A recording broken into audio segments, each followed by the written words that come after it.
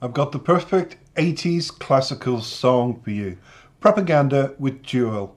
It was one of those songs that became over the years a masterpiece. And when people hear this song, they just almost become really excited about the 80s again. It brings back that whole euphoria that we loved, the way they dressed, the hairstyles. And I always said Marilyn Manson, this woman was like a twin to him. She was like the female version with the heavy makeup, the way the facial features were. She always reminds me, even in this video, of Marilyn. But further on from that, what is today's song about? Now, today's song, Jewel, depict the lyrics to a confrontation between two individuals, probably in a romantic context, and as they face up against each other, each being their own emotional wounds and scars. I made a special thumbnail for this group as well. And I did a bit of research, and this is what I came up with about the group and the song itself. Jewel is the second single, it was at the time, by German synth pop band Propaganda. Now, Propaganda themselves formed in Dusseldorf in 1982. They signed a recording contract with ZTT Records as early as 1983 and released their first hit single, Dr. Mabuse, in 1984. And they also followed that successfully time and time again with albums and different singles. And this particular song, Jewel, was released in the United Kingdom in 85. It became their most successful single, reaching number 21. This led to the band making their sole appearance on the flagship music program called Top of the Pops. Now, Top of the Pops ran for nearly 30 years, everybody, in England. It was played every evening around 7 o'clock, and between 7 and 7:30, all the popular bands would come onto the program. And at the time, I'm thinking of Haircut 100, Boy George, the Beatles, that kind of thing, Madonna, all prevalent, Cyndi Lauper, and others, Donna Summer, for example, all disco hits, everybody, and a great mixture. So between those 30 minutes, we heard a few guest appearance singles, and then everybody just waited for who was the number one. We didn't have social media. Nobody knew. That's why this program, I think, lasted so long, simply because until they turned around and said, and this week's number one is, nobody knew. They all hoped maybe their favorite band would be number one, or the previous week, if it was popular, that would remain number one, but nobody knew. It was great.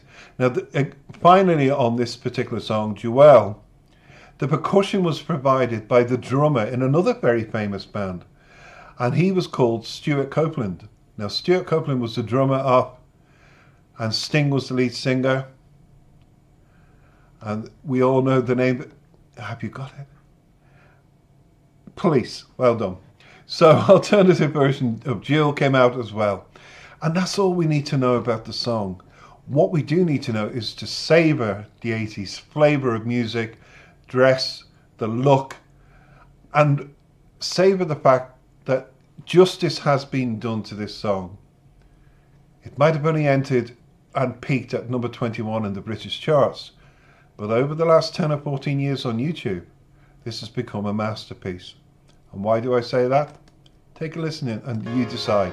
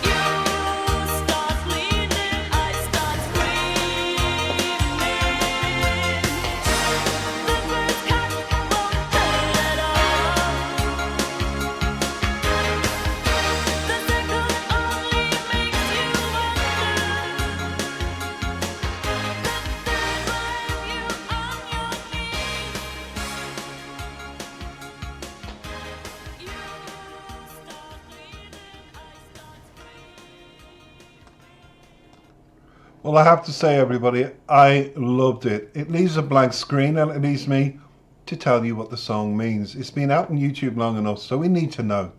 The opening lines, eye to eye, stand winners and losers, hurt by envy, cut by greed. It sets the stage for the whole song and the lyrics, for a battle where emotions run high and vulnerabilities were exposed. The mention of old romances and scars in the lyrics on their chests, it suggests both parties have been through heartbreak and disappointment in the past, which adds to the intensity of current conflict. And that happens in every relationship, even in the best of ones. There's always a conflict, there's always an upset. But you know what I always say? The best part is making up. But here, in this particular song, that repetition of the first cut won't hurt at all. The second only makes you wonder, and the third will have you on your knees, is the summary of any relationship. It symbolizes that gradual erosion of trust and increases the pain that comes with betrayal or emotional wound. We're all human. If we actually end up getting wronged, we're emotionally damaged, and it depends how strong you are to get over that emotional damage, either quickly, and if you're not so strong, it'll be a slow process, because the cycle of hurt and that screaming reflects that volatility we all have and the nature in regards to whatever interaction we have and the struggle to maintain control in the face of escalation of emotions. Now, the reference to fate, for me, and the idea of proving forever should last, it just implies a sense of inevitability and the necessity of facing the consequences of one's own actions in relationships. And those questions poised about true feelings and strong demands, they just hint at challenges of balance and passion and compromise in a relationship, the ups and downs, in other words. Overall, the song Jewel delves into the complexities of that human emotion and fragility of relationships, highlighting pain, struggle can arise in any conflict and betrayal. And the intense imagery that we saw in the video and emotive language, it's all part of capturing that rawness. Her in jail, that symbolizes for me, when I look at the video, that's her feelings. They're locked. And when she took the drinks and she's in a dreamlike state, that's when really, when people turn to drink and they think it's a comfort, and it turns out that all it does is bring up all the emotions from the pit of your stomach, and it goes over and over in your head. So it's all about that and the present interactions. The song, the video, all of it serves as a reminder of the importance of honesty in a relationship, trust and understanding, and overcoming any obstacle. And in 2025, I'm sure none of us want that. I feel it's going to be my year. I feel I've waited long enough for 2025 to arise.